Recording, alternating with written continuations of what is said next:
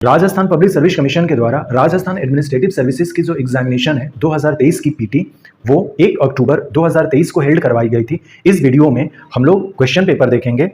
PT में एक ही question paper होता है जिसका नाम जनरल नॉलेज और जनरल स्टडीज है, जिसमें कि 150 क्वेश्चंस होते हैं 200 मार्क्स के। इस बार समय जो है वो 3 घंटे 10 मिनट दिए गए थे, 10 मिनट अतिरिक्त दिए गए थे। इससे पहले 3 ही घंटे का यह क्वेश्चन पेपर होता है और इस क्वेश्चन पेपर में 1/3 निगेटिव मार्किंग भी है। एग्जामिनेशन डेट जो था वो 1 अक्टूबर 2023 को हुआ था। हम लोग क्वेश्चन नंबर 1 से स्टार्ट करते हैं। पूर्व पश्चिम कॉरिडोर जो है वो सिलचर को पोरबंदर से जोड़ता है। ऑप्शन 3 करेक्ट आंसर है। गलत युग्म को हमें चयन करना है। शतूर जो है यह मध्य अरावली में नहीं है, इसलिए अपना ऑप्शन जो है 1 करेक्ट आंसर हो जाएगा। इस बार 10 मिनट अतिरिक्त इसलिए दिया गया था क्योंकि इसमें इस क्वेश्चन पेपर में ऑप्शन 5 को जोड़ा गया था। यदि हम क्वेश्चन का आंसर नहीं जानते हैं तो उसके लिए हमें 5 जो ऑप्शन है, नंबर 5 पर जो ऑप्शन है उसको हमें ब्लैक करना था, इसीलिए 10 मिनट अतिरिक्त दिया गया था इस क्वेश्चन पेपर में। नेक्स्ट क्वेश्चन नंबर 3, निम्नलिखित में से कौन से जिलों का समूह प्राप्त मानसूनी वर्षा की मात्रा के अनुसार अवरोही क्रम में सही ढंग से अवस्थित है। अवरोही क्रम का मतलब है डिसेंडिंग ऑर्डर, डिसेंडिंग का मतलब है घटते हुए क्रम में। सबसे ज्यादा मानसून की वर्षा धौलपुर में होगी, उससे कम राजसमंद में होगी और राजसमंद से भी कम जालौर में होगी। तो इसलिए अपना सही जो आंसर है इसका ऑप्शन 1 करेक्ट हो जाएगा क्वेश्चन नंबर 3 का आंसर। नेक्स्ट क्वेश्चन नंबर 4, निम्नलिखित में से किन 3 नदियों के संगम को त्रिवेणी कहा जाता है। तो इसमें 3 नदियां बनास, मैनाल और बेडज है। ऑप्शन 1 करेक्ट आंसर है। भारत राज्य वन रिपोर्ट 2021 के अकॉर्डिंग हमारे राजस्थान में वन क्षेत्र जो है वो 16,654 वर्ग किलोमीटर में है। तो यह राजस्थान के कुल भौगोलिक क्षेत्र का कितना हिस्सा है, तो 4.87% है। और यहाँ पर ध्यान देना है कि केवल यहाँ पर फॉरेस्ट कवर के बारे में पूछा जा रहा, ट्री इंक्लूड नहीं किया गया है। और हम लोग जानते हैं कि यदि हम अपने राजस्थान की एरिया की बात करें तो हमारे राजस्थान की एरिया 3,42,239 किलोमीटर स्क्वायर है। इसको हम 100% मान लेते हैं और फिर 16,654 वर्ग स्क्वायर किलोमीटर को कैलकुलेट करेंगे तो 4.87% आ जाएगा। क्वेश्चन नंबर 6, भारत में बॉक्साइट और अब्रक के सर्वाधिक उत्पादक राज्य कौन है। तो बॉक्साइट के लिए सबसे ज्यादा उड़ीसा है और अब्रक के लिए आंध्र प्रदेश है। ऑप्शन 3 इसका सही आंसर हो जाएगा।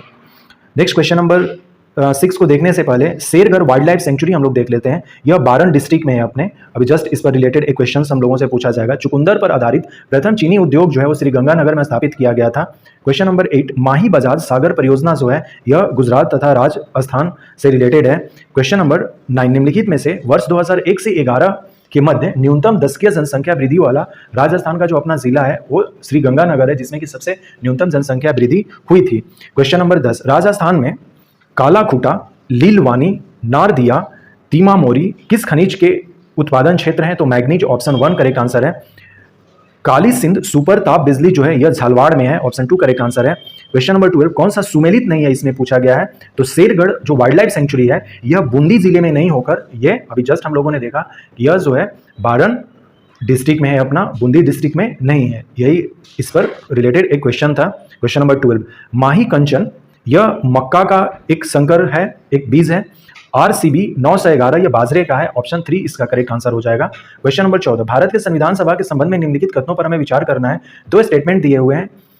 संविधान सभा का अंतिम अधिवेशन जो है वो 24 जनवरी 1950 को हुआ था, करेक्ट स्टेटमेंट है। और इस अंतिम अधिवेशन में डॉक्टर राजेंद्र प्रसाद को भारत के राष्ट्रपति पद पर विधिवत निर्वाचित घोषित कर दिया गया था। ये दोनों स्टेटमेंट सही है। डॉक्टर राजेंद्र प्रसाद क्योंकि जो कंस्टिट्यूएंट असेंबली थी उसके चेयरमैन थे, इसलिए उन्हीं को प्रेसिडेंट हम लोगों ने आगे बढ़ाते हुए चुन लिया था। क्वेश्चन नंबर 15, भारत के संविधान में निम्नलिखित में से कौन सी अनुसूची पहली संविधान संशोधन के द्वारा लाई गई थी। तो 9वीं अनुसूची। अभी हमारे पास टोटल 12 शेड्यूल है। हमारे कॉन्स्टिट्यूशन में जो ओरिजिनल कॉन्स्टिट्यूशन था उसमें केवल 8 शेड्यूल थे। मेनका गांधीवाद जो 1978 में हुआ था, उच्चतम न्यायालय के फैसले के बाद अनुच्छेद 21 के न्यायिक निर्वाचन के संबंध में त्रुटिपूर्ण कथन को हमें पहचानना है। तो यह जो कथन 1 है ये गलत है। यह भारत याचिकाकर्ता पर है कि वह सिद्ध करे कि जिस कानून की प्रक्रिया से उसे उसके जीवन या दैहिक स्वतंत्रता से वंचित किया गया है वह स्वेच्छाचारी है। ऐसा स्टेटमेंट नहीं है, ये गलत है। जबकि अदर जो 3 स्टेटमेंट है ये गलत है। हम लोग जानते हैं कि जो आर्टिकल अपना 21 है वो हमारे लिबर्टी ऑफ लाइफ से रिलेटेड है।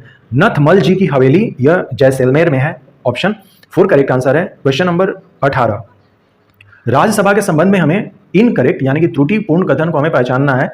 डॉक्टर एच राधाकृष्णन राज्यसभा के एकमात्र सभापति हैं जो लगातार 2 कार्यकाल तक इस पद पर रहे। ये गलत स्टेटमेंट है, इसीलिए हमारा सही आंसर जो है वो ऑप्शन 1 करेक्ट आंसर हो जाएगा। क्वेश्चन नंबर 19, अविश्वास प्रस्ताव के संबंध में निम्नलिखित में से हमें कथन सही, कौन सा कथन सही नहीं है, इसे चुनना है कि जो सदस्य अविश्वास प्रस्ताव रखना चाहता है उसे उसकी सूचना लिखित में लोकसभा स्पीकर को देनी होती है। ऐसा कुछ नहीं है, इसलिए अपना सही ऑप्शन जो है वो 3 हो जाएगा इसका सही आंसर। हमें सूची पी को सूची आर से मिलाना है। इस साइड में एक तरफ आर्टिकल्स दिख रहे हैं और ये मेनली जो आर्टिकल है डीपीएसपी के आर्टिकल है। हम लोग जानते हैं कि पार्ट 4 में आर्टिकल 36 से लेकर 51 के बीच में डीपीएसपी के बारे में कहा गया है। तो हम लोग देखते हैं कि कौन कौन से आर्टिकल किससे रिलेटेड है। आर्टिकल 48A जो है ये पर्यावरण सुरक्षा से रिलेटेड है। 39A जो है वो सामान्य न्याय और निःशुल्क कानूनी सहायता से रिलेटेड है। अनुच्छेद 41 हम लोग देखें तो ये काम करने का अधिकार से रिलेटेड है और अनुच्छेद 49 जो है स्मारकों के संरक्षण से रिलेटेड है। इसलिए अपना सही आंसर ऑप्शन 2 करेक्ट आंसर हो जाएगा। क्वेश्चन नंबर 21, सूचना का अधिकार अधिनियम जो 2005 में आया था, कौन सी धारा केंद्रीय सूचना आयोग के कार्य और शक्तियों से संबंधित नहीं है? तो 12 ऑप्शन 4 करेक्ट आंसर हो जाएगा। क्वेश्चन नंबर 22, निम्नांकित में से किस आयोग ने अंतर राज्य परिषद के स्थान पर अंतर सरकार परिषद स्थापित करने की अनुशंसा की थी? सरकारिया आयोग जो है वो सही आंसर ऑप्शन 4 करेक्ट आंसर हो जाएगा। यहाँ पर 2 स्टेटमेंट दिए गए हुए हैं, दोनों स्टेटमेंट में हमें ये फाइंड करना है कि कौन से स्टेटमेंट सही है, कौन से स्टेटमेंट गलत है। स्टेटमेंट 1 कह रहा कि राजनीति शास्त्रियों द्वारा कही गई कांग्रेस प्रणाली का 1989 के लोकसभा चुनावों के साथ अंत हो गया। ये सही स्टेटमेंट है कि जो कांग्रेस की सरकार होती थी पहली बार जब इलेक्शन हुआ था 1952 में, उसके बाद से 89 तक कांग्रेस प्रणाली की ही सरकार चली आ रही थी, उसका खत्म हो गया। जैसे अभी मोदी सरकार है तो कुछ दिन बाद इसका भी खत्म हो जाएगा। तो इसी तरह से यहाँ पर यह कहा गया है कांग्रेस प्रणाली 89 तक कांग्रेस प्रणाली ही चलती थी, जो कि राजनीतिक शास्त्र से रिलेटेड जो स्कॉलर्स हैं वो ऐसा कहते थे। स्टेटमेंट 2 में कहा गया है कि 1989 के लोकसभा चुनावों में भारतीय राष्ट्रीय कांग्रेस सबसे बड़ी अकेली पार्टी के रूप में उभरी। दोनों स्टेटमेंट सही है। यस, निम्नलिखित सूची को हमें मैच करना है और खासकर ये कैग से रिलेटेड है। हम लोग जानते हैं कैग की नियुक्ति आर्टिकल 148 के थ्रू होती है। कैग के कर्तव्य जो है आर्टिकल 149 में लिखे गए हैं। संघ के खातों का प्रपत्र जो है वो 150 में है और ऑडिट रिपोर्ट जो है ये अनुच्छेद 151 में है। ऑप्शन 1 इसका सही आंसर हो जाएगा। क्वेश्चन नंबर 25, निम्न में से कौन सा कथन राजस्थान के मुख्यमंत्री के संबंध में सही नहीं है? तो बरकतुल्ला खान जो है सबसे कम समय तक मुख्यमंत्री रहे, ये गलत स्टेटमेंट है, इसीलिए हमारा ऑप्शन 3 करेक्ट आंसर हो जाएगा। राजस्थान की मंत्रिपरिषद की न्यूनतम सदस्य संख्या क्या हो सकती है? 12। हम लोग जानते हैं कि मैक्सिमम जो है 15% हो सकता है जितना सीट है असेंबली में, लेकिन मिनिमम जो है एक फिक्स किया गया है कि राजस्थान के लिए नहीं, जो अदर स्टेट है उनके लिए भी, कि मिनिमम जो मंत्री परिषद में सदस्य हो सकते हैं वो 12 हो सकते हैं। तो इसलिए इसका सही आंसर ऑप्शन 1 हो जाएगा। क्वेश्चन नंबर 27, ये 2022 के राज्य निर्वाचन में राजस्थान विधानसभा के प्रत्येक सदस्य का मत कितना था? इसका मूल्य क्या था, इसका वैल्यू क्या था? तो 129 था। ऑप्शन 3 करेक्ट आंसर है। संविधान के अनुच्छेद 217(1) के अनुसार राजस्थान उच्च न्यायालय के मुख्य न्यायमूर्ति से भिन्न किस न्यायाधीश की नियुक्ति राष्ट्रपति किसके परामर्श उपरांत करेगा? तो राजस्थान के राज्यपाल, भारत के मुख्य न्यायमूर्ति तथा राजस्थान उच्च न्यायालय के मुख्य न्यायमूर्ति के द्वारा। तो ये ऑप्शन 2 करेक्ट आंसर हो जाएगा क्वेश्चन नंबर 28 का। नेक्स्ट क्वेश्चन नंबर 29, निम्न में से किसकी सिफारिश पर राजस्थान में राज प्रमुख के पद को समाप्त कर राज्यपाल की व्यवस्था की गई है? तो राज्य पुनर्गठन आयोग, ऑप्शन 3 करेक्ट आंसर हो जाएगा। अनुच्छेद 164 में मंत्रियों के बारे में कुछ बातें कही गई हैं, तो ये उससे रिलेटेड डिटेल्स हैं, हम लोग देख सकते हैं। नेक्स्ट क्वेश्चन नंबर 30, निम्न में से कौन सा एक Rajasthan urban drinking water sewerage एवं इंफ्रास्ट्रक्चर कारपोरेशन लिमिटेड का हिस्सा नहीं है? तो राजस्थान हाउसिंग जो बोर्ड है ये रिलेटेड नहीं है। नेक्स्ट क्वेश्चन नंबर 31 जो है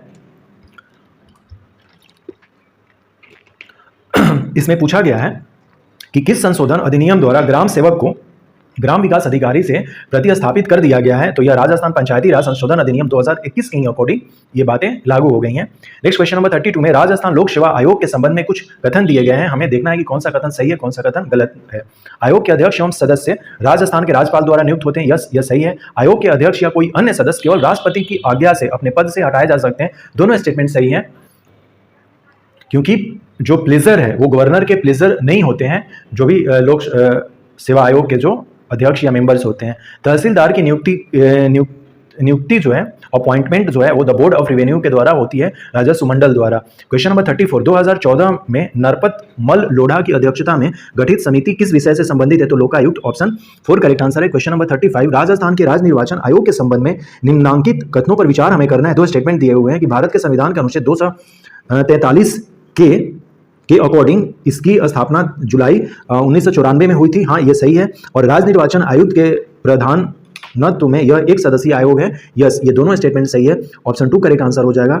अप्रैल 2023 में राज्य सरकार द्वारा राजस्थान राज्य सूचना आयोग की एक पीठ की स्थापना किस शहर में किया जाना स्वीकृत किया गया है? तो जोधपुर में। ऑप्शन 3 करेक्ट आंसर है। क्वेश्चन नंबर 37 में पूछा गया है कि निम्नलिखित में से किस योजना का संबंध इस नारे से है कि कोई भूखा न सोए? अन्नपूर्णा फूड पैकेट योजना के अंतर्गत हमने यह नारा दिया है कि कोई भूखा न सोए। ऑप्शन 3 करेक्ट आंसर हो जाएगा। क्वेश्चन नंबर 38, राजस्थान राज्य मानवाधिकार आयोग के संबंध में निम्नलिखित कथनों पर हमें विचार करना है कि मानव अधिकार संरक्षण संशोधन अधिनियम 2006 के प्रावधानुसार आयोग में एक अध्यक्ष एवं 4 सदस्य होंगे। यह स्टेटमेंट गलत है और वर्तमान में न्यायमूर्ति गोपाल कृष्ण व्यास इसके अध्यक्ष है। यह स्टेटमेंट सही है।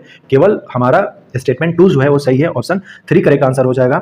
हमें राजकोषीय घाटा के सूत्र को लिखना है, तो यह सकल राजकोषीय घाटा बराबर शुद्ध घरेलू उधार प्लस आरबीआई से उधार प्लस विदेशी आधार जो होता है वो राजकोषीय घाटा के सूत्र के रूप में हमें देखने को मिलता है। ऑप्शन 4 करेक्ट आंसर हो जाएगा। इनमें से कौन सी वस्तु लोक वस्तु नहीं है, अर्थात कि पब्लिक गुड नहीं है? तो कारें जो है वो पब्लिक गुड के अंतर्गत नहीं आती हैं। क्वेश्चन नंबर 41 में कथन 2 दिए गए हैं और हमें यह देखना है कि कौन सा कथन सही है, कौन सा कथन सही नहीं है। कथन ए कह रहा कि हेडलाइन मुद्रास्फीति उपभोक्ता मूल्य सूचकांक में परिवर्तन की दर को संदर्भित करती है जो एक विशिष्ट परिवार द्वारा उपभोग की जाने वाली वस्तुओं और सेवाओं की एक मानक टोकरी की औसत कीमत का माप है। यह स्टेटमेंट भी सही है और कथन 2 भी सही है, इसलिए इसका सही आंसर ऑप्शन 2 करेक्ट आंसर हो जाएगा। इंदिरा गांधी शहरी रोजगार गारंटी योजना के संबंध में निम्नलिखित कथनों पर हमें विचार करना है।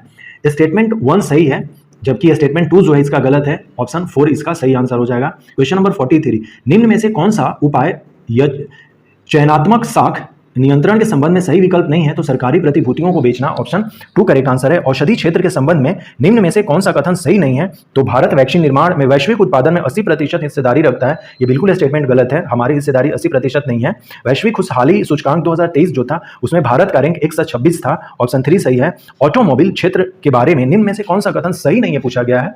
तो वर्ष 2021 के अंत तक इस क्षेत्र में 5.3 करोड़ का प्रत्यक्ष और अप्रत्यक्ष रोजगार सृजन हुआ था। ऐसा नहीं है। ऑप्शन 1 करेक्ट आंसर हो जाएगा। निम्नलिखित में कौन राजकोषीय नीति का उपकरण नहीं है? तो ब्याज दर। ऑप्शन 2 करेक्ट आंसर हो जाएगा।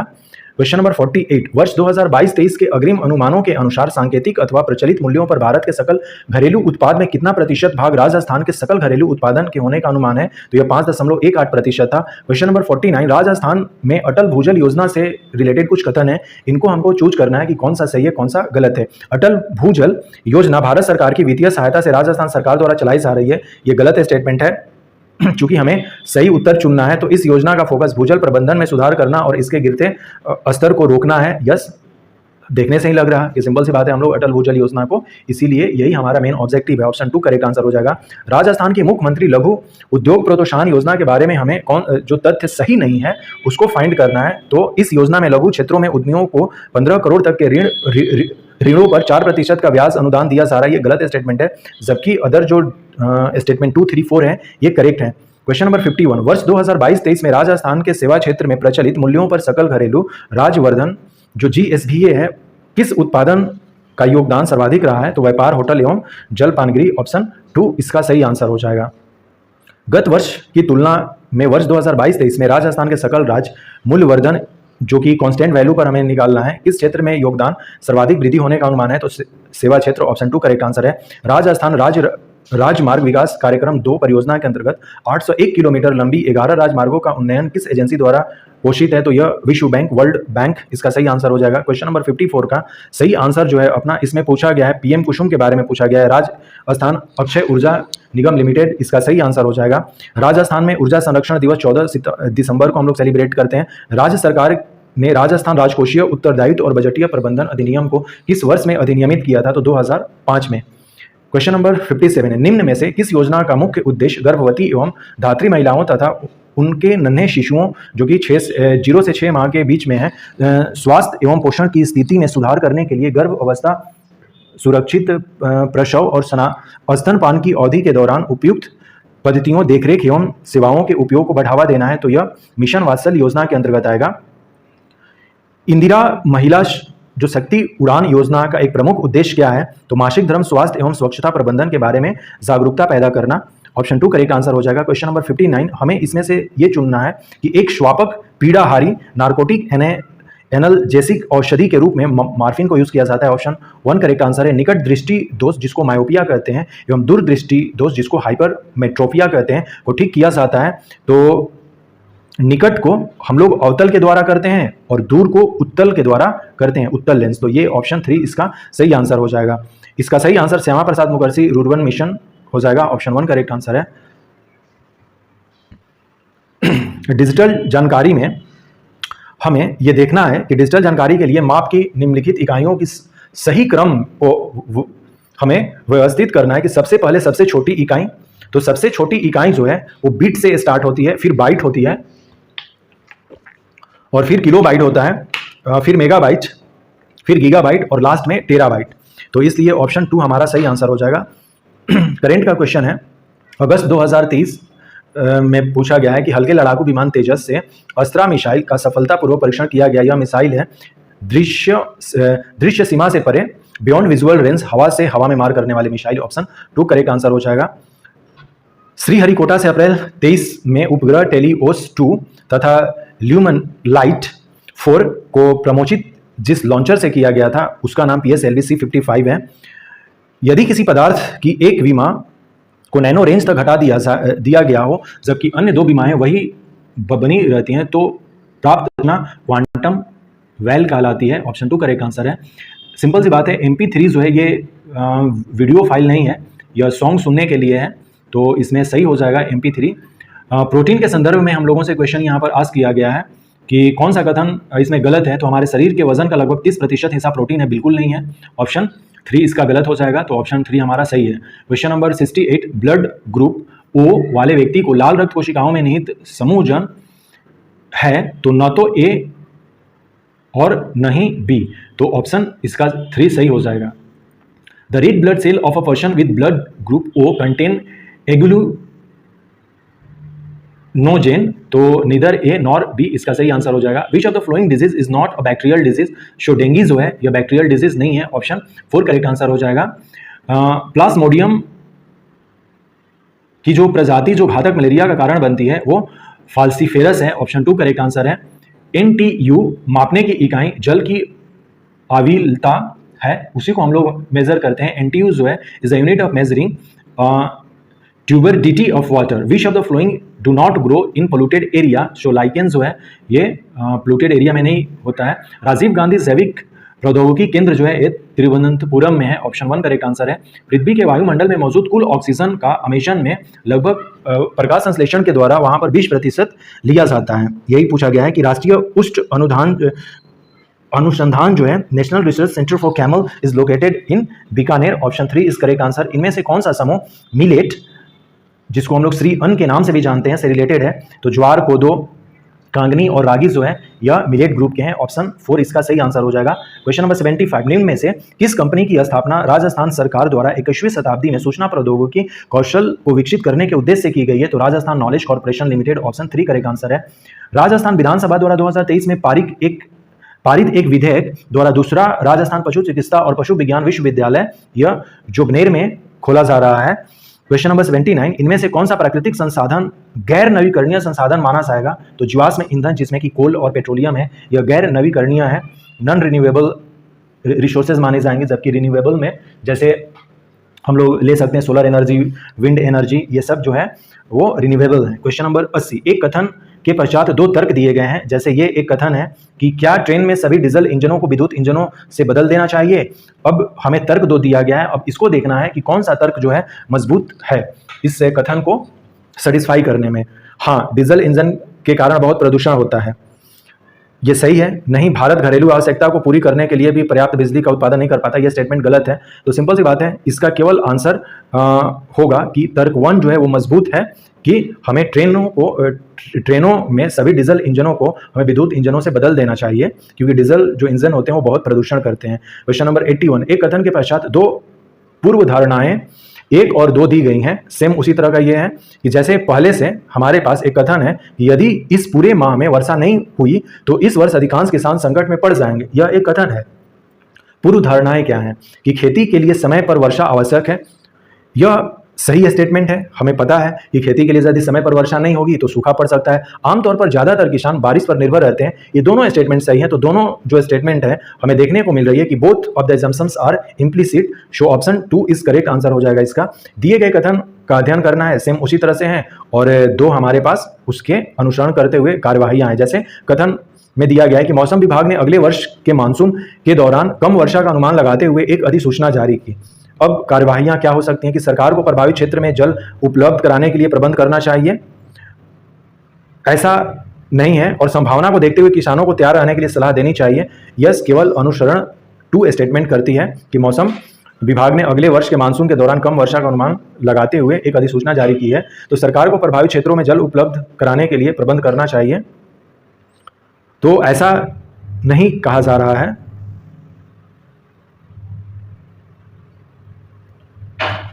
तो चूंकि मौसम विभाग ऐसा कह रहा है, तो मुझे लग रहा है कि वैसे इस क्वेश्चन को देखना पड़ेगा। स्टेटमेंट 1 भी इसमें स्ट्रांग हो सकता है। फाइनल आंसर की आने के बाद हम लोगों को देखना होगा इसको एक बार और।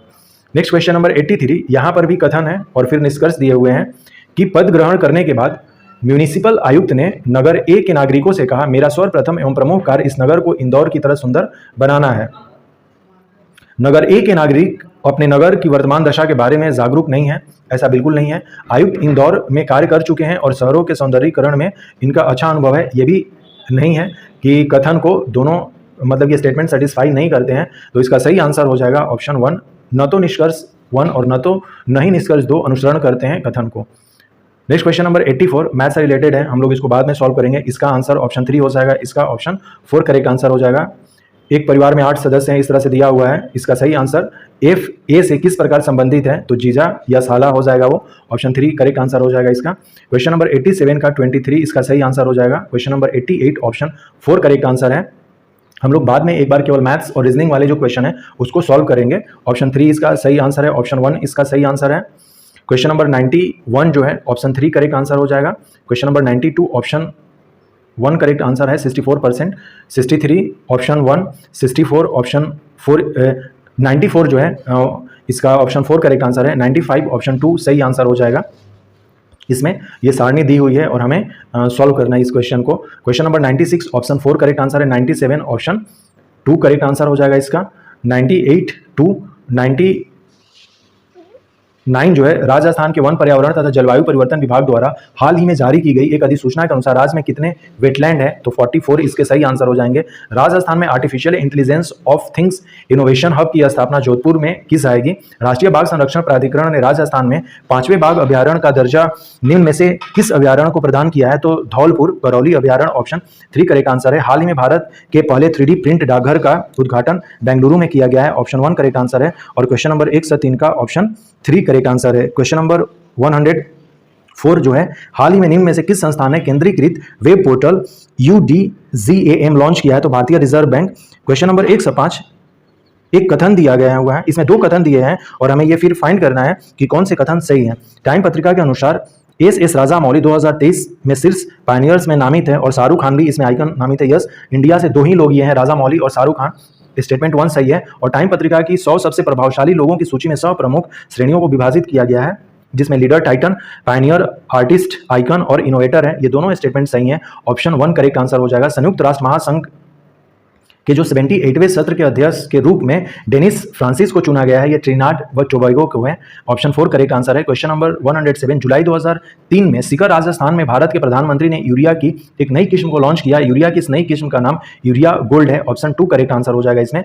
108 आर्टिफिशियल इंटेलिजेंस के व्यवहारिक उपयोग की पहचान के लिए AI for good global summit 2023 जो है स्विट्जरलैंड में हेल्ड करवाई गई है। निम्नलिखित में से किस व्यक्ति को राजस्थानी भाषा के साहित्य अकादमी युवा पुरस्कार 2023 देवीलाल महिया को दिया गया है। भारत के पहले खुले संग्रहालय शहीदी पार्क दिल्ली में उद्घाटन किया गया है शहीदी पार्क का। हाल ही में इक्वाडोर वासियों ने अमेजन के निम्न में से किस जैव विविधता वाले क्षेत्र में जनमत संग्रह द्वारा तेल की ड्रिलिंग को अस्वीकार कर एक ऐतिहासिक निर्णय लिया है, तो यासुनी राष्ट्रीय उद्यान, ऑप्शन 3 करेक्ट आंसर हो जाएगा। ये सब करंट अफेयर के क्वेश्चन है। मेरा गांव मेरी धरोहर किस मंत्रालय से संबंधित है, तो केंद्रीय सांस्कृतिक मंत्रालय। राष्ट्रमंडल संसदीय संघ भारत का भारत क्षेत्र का 9वां सम्मेलन निम्न में से किस शहर में आयोजित किया गया था, उदयपुर, ऑप्शन 2 करेक्ट आंसर है। Question number 114 FISU world university games 2023 की पदक तालिका में भारत कौन स्थान पर रहा था, तो 7वें स्थान पर रहा था।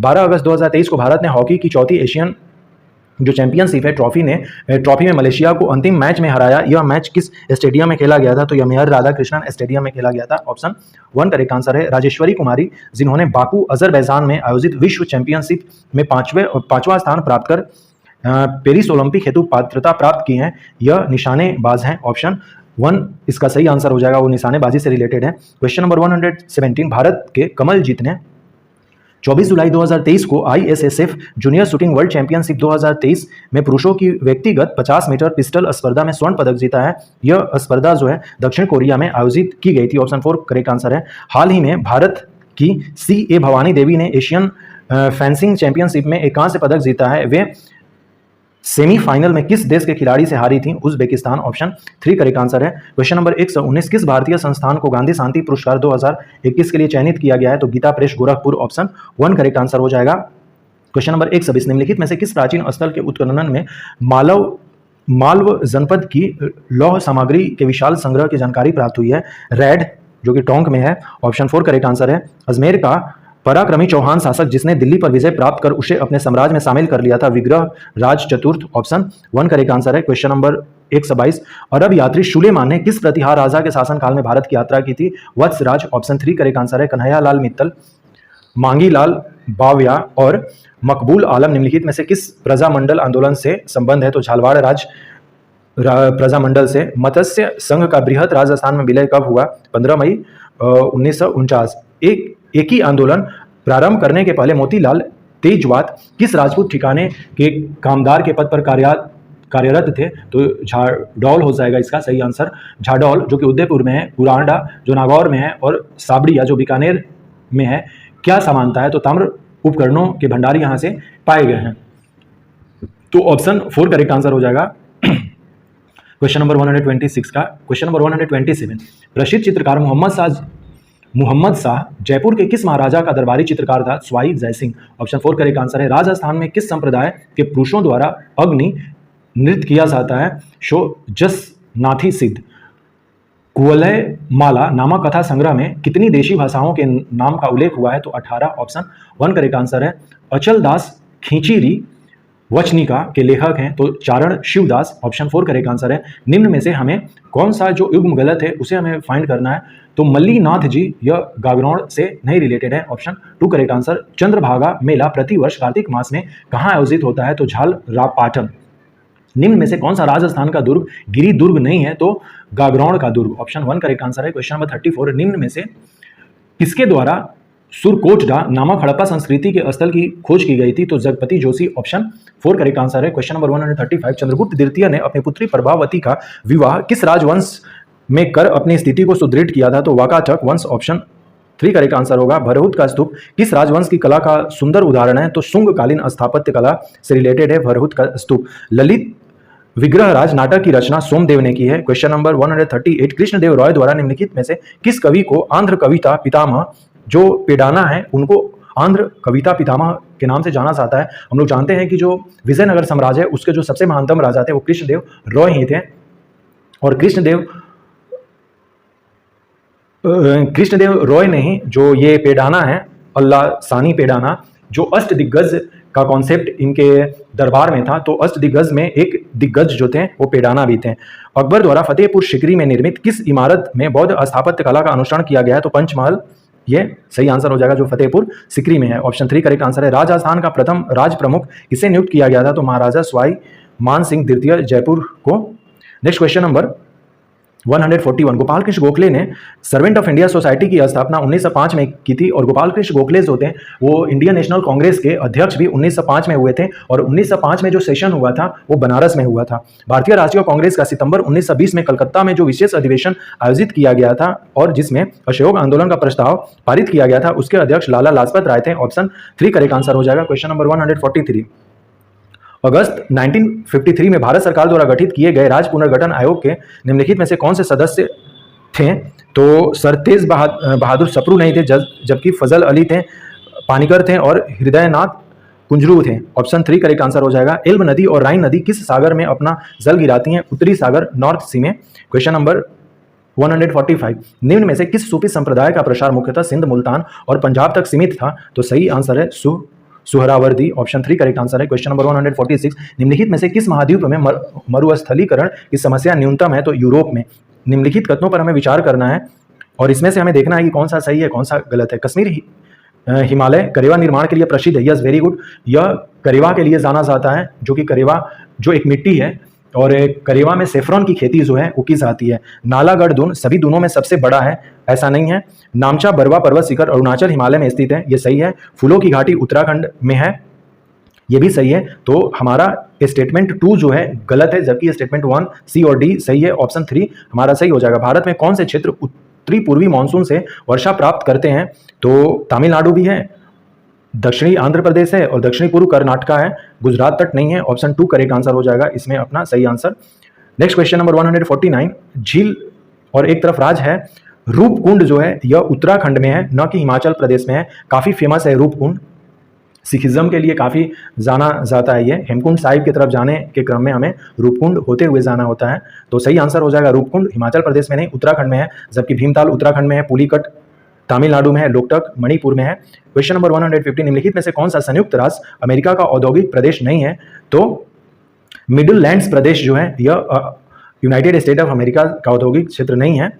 ऑप्शन 3 करेक्ट आंसर हो जाएगा। तो हम लोगों ने Rajasthan public service commission preliminary examination 2023 का हम लोगों ने क्वेश्चंस और उसका डिटेल्स में आंसर जाना, और हम लोग इसका ऑफिशियल आंसर की भी देख सकते हैं। यह इसका ऑफिशियल आंसर की है राजस्थान पब्लिक सर्विस कमीशन के 150 क्वेश्चंस के।